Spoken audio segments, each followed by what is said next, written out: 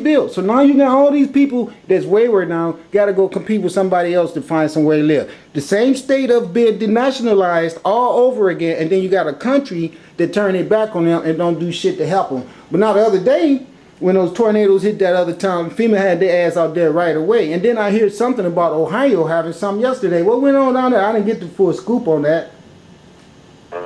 What happened in Ohio? It went down. It's something, I'm trying to remember exactly what the nature of it was. It was either some bad weather they was about to get, it was some economic turmoil.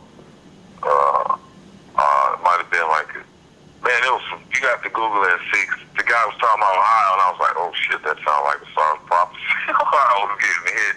But it was like some recent, like new stuff that they were expecting, problems. And I was like, yeah, the prophecies are coming true. And then he named a couple of those other states that he said needed to get taught a lesson to. I was like, wow, man, your prophecies are real, dude. They just coming true. It's not me doing that. Well, they need it. Yeah. They all these European corporations that ran their ass off to their nice little private neighborhoods and built prison industries all around them. Not only you overcharging people, creating hostile environments of people home, everything you're doing to make sure you stay fat and rich, filthy rich is coming back to haunt your ass. That's all I'm saying. When you be thinking you're going to be in your cubby holes and your nice little fireplace and you and your wife sitting back enjoying all the motherfucking spoils and the luxuries that you received from your atrocious deeds you done to everybody on the planet, oh, that water gonna come right down your fireplace and get your ass. That's just all to it. It's all to it. And that ain't me trying to be evil. That's love. Because the shit that's, listen, when everything gets made the way it should be and all these people that's causing all this havoc on the world be dealt with and moved out of the way, and these little children can have a planet to look forward to where they don't have to worry about hypodermic needles and they don't have to worry about landfills full of nuclear waste and all that old shit that this planet needs to eradicate. And the way to eradicate that is eradicate the cause of it. And that's what's going on. Don't sit there and try to ever say that I'm an evil person because I want to see those people destroyed. Yes, I want to see the earth destroyed. You fucking right, I do. Yeah, so do I. Yeah, I'm going to be an earth destroyer too. Yeah. Because it's sad, man. And now they got the animals and everything swimming out of the ocean, swimming up on land. All this stuff is days of the last days because they're planning it. See, they know that the earth can regenerate itself. Okay, they know that. So what's going on is that it's all kind of stuff disturbing the fish in the water. They pouring all kind of chemicals in the water where the fish is swimming to swim away from that, and it's just got everything with shit dying, and they want to go in the ground and hide, And then you got these other freaking people that came to our earth and taught these fools how to set up this corrupt government, and these people know that God coming to get their ass too, and they can't escape and go nowhere because they're like vampires. They can't come out in the sun. You know what I'm saying? And it's just so much going on the earth right now, man, where we got war going on, people flying around the planet that's using light technology, having war with the people on the planet, and the citizens sitting up in church clapping and don't even know this shit is going on because the news ain't telling them. So they can't see. They so busy waiting on their source of income to tell them everything that they don't even see that we are having an intergalactic war. They can't see the fact that we have civilizations of people living in our earth that's come out of the ground now to fight this war. They don't see these eggs popping up and pushing themselves up out of the earth core, eggs that was put there so long ago, because everything about time and space is different according to your consciousness. See, an ant can have 1,000 freaking years in one day. What is one day to us could be 150 million years to an ant. So consciousness is what regulates the change of perception and conceptualization about what you're looking at. See, if you smart enough where you could go to the pyramid walls and you looking at it and something about your spirit is so ancient and so wise that you could read it and you could see things different, because I've been looking at these hieroglyphs in these books and I'm seeing totally different shit than what Ashwa Crazy is seeing. I see similar to what they're seeing, but I see totally different. You don't hear none of them telling you that the woman is... I'm not saying this to shoot them down, so don't misunderstand what I'm saying. But if you listen to a lot of them, they would even tell you the fact that extra dimensional beings don't even exist. And then we talk to ancestors all the time. Now, if the ancestor is not standing here where I can see it, and touch it, but I'm communicating with it, that is an extra dimensional being. Right. But then you hear the metaphysics all the time talk about us talking to the ancestors. But then they tell you that extraterrestrials don't exist. But if it's in another dimension and it's communicating with me, just because it didn't come here on a spaceship doesn't mean it's not existing. Yeah. I mean, do that make sense, man? Yeah, that makes sense, man. But wait, it's more though. It's more. I wonder why some of it. It's more. He doesn't evade that fact, does he? I'm not saying that he does. That's not what I'm saying. I just use Asar Crazy name because he's one of the persons, you know, that I watch his lectures a lot. But I ain't got no fault in him or his wife. Don't get me wrong. I love them people. Right. You know, I love them. But what I'm saying is that I wonder why they can't talk about that subject. They don't. They really don't. I mean, you pushing that, but they don't. As what Bobby Hemmett and Phil Valentine do. But maybe it's not that. Don't get me wrong, Sunshine. The fact that they don't touch on that, I'm not taking credibility away from them. I don't want that to go out as a negative. You know yourself, the reason I got on this whole metaphysics thing is because you showed me that Asar Crazy video. Yeah, well, I've had experiences with the interdimensional beings too, so it's like, wow, why they don't touch on that subject? You know, maybe they're not, I mean, they're teachers and scholars, but maybe they're not real spiritual prophets to where they don't really understand. Oh, bullshit. Yes, they are. Oh, yes, sure they are. But I don't understand why they don't see the connection, the spiritual and physical connection between the only thing I would say is this. If it was a logical reason why they don't touch on that, is because they just choose not to.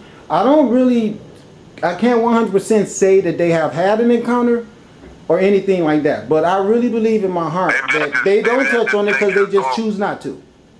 That might take it over the limit for black people. I mean, because once a black person, you're talking about all this, different type of information, and then you throw in that. Some black people probably say, oh, that's another lunatic or whatever. I mean, they only accept that, like Bobby Hemmett said, some black people only accept certain information. You're absolutely right. And I admire them for that. If a white man news says something about UFOs, you're going to tune in and listen and try to understand it. But if some other person that's got some other different information, and then they try to add in some information about extraterrestrials or whatever, then most black people who are ignorant would just think, oh, that's another crazy person. You're right. Because they don't have enough knowledge to That's right. Together. That's right. And now listen what I said to you. Because Asar Crazy and his wife, what is Mary Ra, they, you know as well as I do that when I met you and I went to your house and you showed me that Asar Crazy video, then I saw them down at the Crest Center. Remember, about a month later, I went to the Crest Center and saw him and his wife. Do you remember that? Yeah, I was there. I remember I saw him speak there one night, yeah. Okay, now, from that right there, from that first video I watched with you, remember I had already started telling them up in the church that I was feeling information coming that was different than the Jesus thing. Remember, I was telling you that when I was in your house. Remember, I met you one day on the bus and then you took me to your crib, and when I was at your crib, you showed me that video. Do you remember that day? Yeah. Okay, that day when I was talking to you, I told you that I was going to West Angeles Church and the problems I was having with them because I was telling them I was receiving information from a spaceship. Didn't I tell you that? Yeah, I think you did. I told you that the spaceships was following me around in Hawaii. Didn't I tell you that? Don't you remember? Yeah, I believe you did tell me something. You told me some interesting stories, yeah. Okay, now watch this. Here's the deal. When I started watching that Asar Crazy video with you and they started showing those hieroglyphs on that Egyptian wall, this is what happened to me. This is I didn't tell you this part, but let me tell you this now. Okay. When I was in Hawaii, they got this place in Hawaii, man, that is really, really, I mean, the whole Hawaiian islands are mystical as hell. I'm telling you. All of that shit is so mystical, it's out of this world. Now, they got a place called UFO Alley down there, or it's a place called Waimea. What they call that? Monolith. Some shit, it's been so long since I've been there. Camuella, something like that.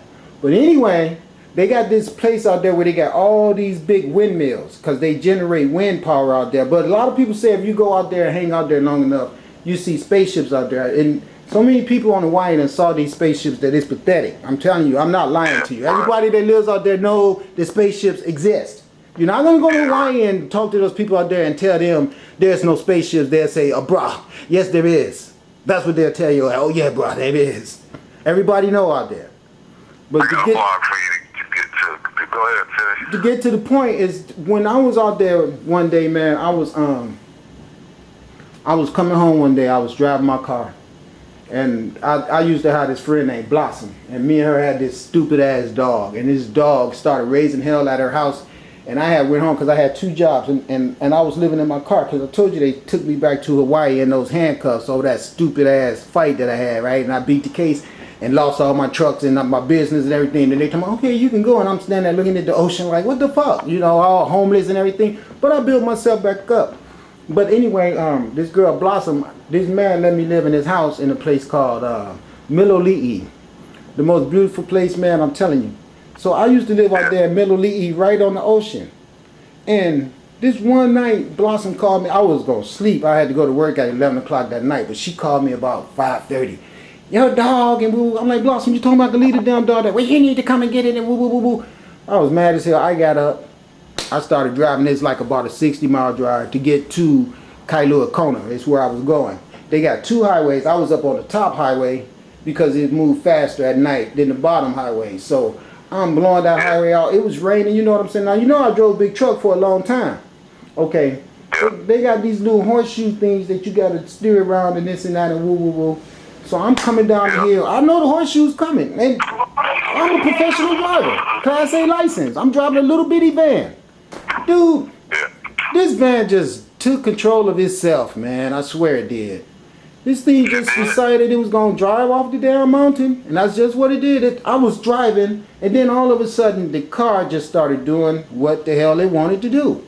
I was like, what the fuck? So I tried to straighten it up because, you know, when it first started acting crazy, it was simple. And I thought, oh, I'll fix this. So I made the counter adjustment with the steering wheel, but it didn't stop. I'm like, whoa, that was weird. This car went completely off the mountain. And it was supposed to fall. It was dark time. And when it went off the mountain, I know because I drove that road so much.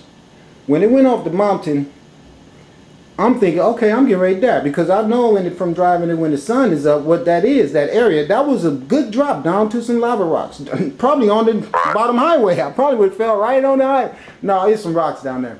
But anyway, yo, the car didn't fall. It went right back on the road. I swear, man, it went onto air and then came back on the road. But when it came back on the road, it came back on the road backwards.